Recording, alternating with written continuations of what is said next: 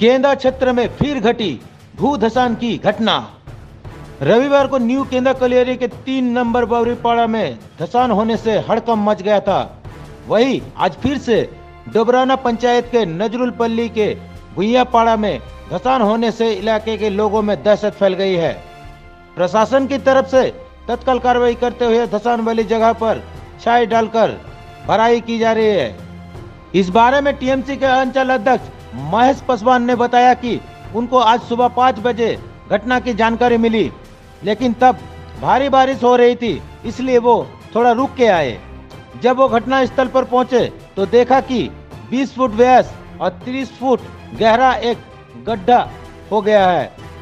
उन्होंने बताया कि यहाँ पर पहले एक कोलियरी हुआ करता था। टोनी आलम, एएनएम নিউজ। ঘটনা ঘটেছে 5টার সময় আমাকে খবর যায় এখান থেকে একটা ধস নেমেছে। আমি 5টার সময় খুব বৃষ্টি হচ্ছিল, তার জন্য একটু ওয়েট করে এলাম। এখন এসছি দেখছি বড় একটা ধস নেমেছে।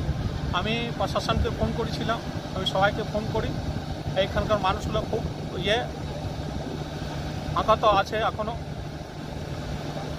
এখন প্রশাসন তরফ থেকে এই ছায় দেওয়া হচ্ছে, ভাড়াট করা হচ্ছে। পুরানো ছিল কোলেরি, কি নাম?